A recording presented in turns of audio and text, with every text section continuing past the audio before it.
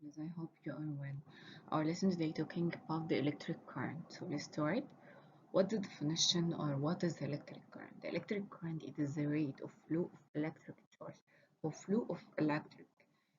What is the where it come from? From the electrical energy. It's the energy of the electric charge. Okay. So in most of the devices that we use the electric current, the electric charge follows through the wires. In the wires there is an electric charge. So how we can measure the electric current? We measure it by measuring unit called amperes and we can call it A. Okay, so there are two kinds of current. The first kind called direct current, we call it DC, and alternating current, we call it AC. Both kind of current carry electrical energy. In direct current, the charge always flow in the same direction, and the electric current generated by batteries is DC. Okay, any battery or any electric current generated by battery called DC.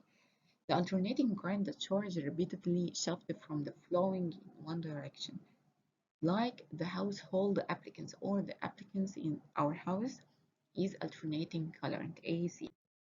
After that, we have two factors that can affect the current. The first factor is the voltage, and the second factor called resistance. What is the voltage? Voltage is the amount of work required to move each unit of charge between 2 points.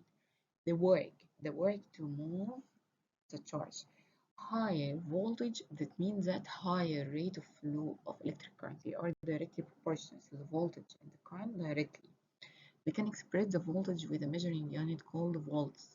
We can call it volt, V. Voltage is sometimes called electrical potential. The other name of the voltage, electrical potential, because it measures the electric potential energy per unit charge.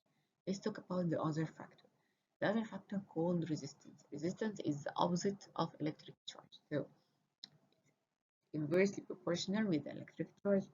Resistance expressed by measuring unit called ohm, or we can in the Greek letter called omega, but called ohms. This is the sample. Higher resistance, the same voltage result is a lower current, so it's inversely proportional. After that, there are some metals such as silver, copper have a low resistance and very good electric current, as we said, inversely proportional. Other metals, the iron and the nickel, have a high resistance. The electrical insulator, such as plastics, have a high resistance that electric charge can flow in them. And there are other factors that affect the resistance of the wire. What is the factor that affect the resistance? Thickness, the length, temperature. So let's talk about the length. The thickness. A thin wire has a higher resistance than the thick wire.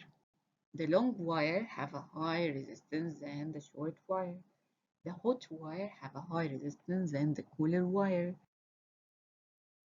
The conductors with low resistance, such as copper, are used to make the wire. Conductors with a high resistance are useful. For example, alloy of nickel and chromium is used in heating coil. It have a high resistance that the wire to heat up when it carries